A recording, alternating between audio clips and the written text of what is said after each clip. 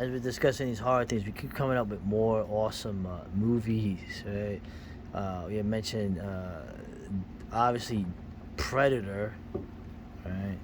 But also the great British film Dog Soldiers. Right. Right, Neil. What's his name? Neil Marshall. We made a lot of good movies. Freaking Doomsday, even the one with all the women in the cave, The Descent. You know, but yeah, but Dog Soldiers, man. So anyway, and then there's some. Let's segue into some of the latest horror that you're writing, since we're gonna do some promotional stuff. Oh, well, thank you. That's right. I guess I should sit up straight. Yeah. The Dog Soldiers, when I saw it, I watched it with my youngest son maybe 10, 15 years ago. I thought it was a very cool movie, and it reminded me of a movie called Southern Comfort, Oh, starring yeah. Keith Carradine, And because it's Powers Booth was in that too. a squad of guys on maneuvers, and then they end up in trouble. You know, in Southern Comfort, it was in the bayou Yeah. with like these coon asses Yeah. that were hunting them down because these guys were messing with them, shooting at them with their blanks while they were on maneuvers. But in Dog Soldiers, it's like in the forests of Northumbria or something with werewolves. So Yeah. it was. I really like the idea of a military squad in a horror setting because you have a chance for heroic resolutions, even if they all lose. Right. It's not just some like teenagers running and screaming and getting butchered. Right. That type of horror never appealed to me.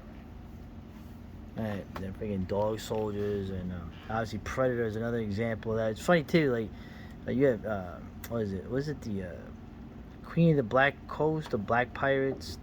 Sort of. There's a Predator. Influenced Predator a bit with that creature. Oh, I'm convinced that whoever came up with the idea for Predator was a Robert E. Howard Conan reader. It was. I saw the Conan movies that were made, and I enjoyed them, but none of them were Conan stories. Yeah. None of them were anything like anything that the creator of the Conan character wrote. If he was writing a movie, he would have written something like Predator. Yeah, that's a good point. So when people ask me, like, what would a great Conan movie look like? I said it would be Predator. Yeah.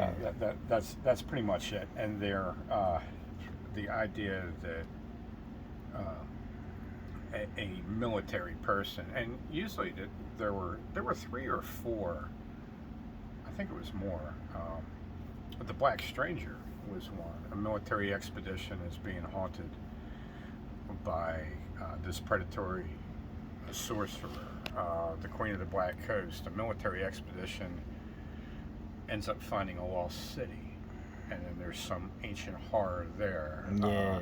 And Zuthal of the Dusk. These are all Conan stories I'm referencing. The last survivor of an army that's been hunted to extinction is, dying of thirst in the desert, and he's about to kill his slave girl so that she doesn't have to die of thirst too. And then she says, "Oh, look, Conan, a city." And then they find the city, and then they go in there, and of course, it's like a horror show. So that taking that military situation, busting it up, making it like a little expedition or something, or a pack of survivors, and then putting it in a horrific setting, at least gives the reader or the viewer a chance to experience the horrific from a heroic perspective. Right. Yeah. Which goes way back to the Odyssey, Beowulf, and the Epic of Gilgamesh. Yeah. So now, in terms of your latest book you're writing, is horror, right? In that vein, it's like you don't have. It's not. Listen, I love Lovecraft stuff too, but I get what you're saying with the passivity of it. But that's a whole other thing, I guess. The cosmic horror, the metaphysical, the existential horror to a thinking person. But in the end, I know you're gonna prefer the action. It's what most humanity would have done with this stuff. The men would have fought, right? Not thought about it. So what is the book you're doing in terms of how does that relate to everything we've been discussing this evening? Well, I've I do like addressing horror in a military perspective. So I did that in A Jericho Bone. I did it in Iron Ice, which was a story about a squad of Roman legionnaires hunting a witch. Um, I wrote a novel when I was sick in January titled Sorcerer. You were That, sick in January? yeah, yeah, I was really sick. And it is a novel that I had discarded, uh, but when I found myself really sick and really unable to write, I thought, well, I could resurrect this novel because the only part I had written in my mind was the first chapter where a guy that was dying was burying somebody. And I was currently involved in shoveling snow and and and changing the drainage on a driveway while I was really sick and coughing up goo and everything. So I did this method writing thing, and I decided on using America, the American West, as a setting for a series of medieval novels, Mm. which I had wanted to set in Europe, but I've never traveled to Europe and I never will, and I like to write where I've been. So I decided on uh, writing an alternative history of a world where there was no Reformation, where Martin Luther became the Pope, Yeah. Henry VIII had sons and didn't have to chop the heads off of his wives, and therefore you didn't end up with a bunch of English queens. Uh, And America would be a Catholic domain that was shared with French, Spanish, and English oh. colonial forces, and I decided that the English forces would actually develop crusading orders of knights Oh, man. that would fight the voodooists in the Mississippi Yeah. Basin, and they would fight the Indian tribes on the frontier. And I thought that, as Tolkien did with his stories set in a pseudo Europe, and he gave life to folklore creatures like elves and goblins and dragons and so forth. I used American folklore creatures, Wendigos, skinwalkers, uh, Stonish giants, uh, Sasquatch, skunk ape, Well, booger men, booger. okay, booger men, and granny women. Oh, man. Okay, I see or them all the time. some of the creatures of right. Karen, it'll cut your heart out. Granny Right? women everywhere You know, pointing their finger. so the idea that it's a Renaissance level technology in 2031, and the American frontier has not been pushed beyond the Rocky Mountains. God, I wish that's how this history would have gone. And you still got Oh, assholes in chainmail with yeah. white banners, Oh, going out to crusade, but they're crusading against Comanches. oh man, dude.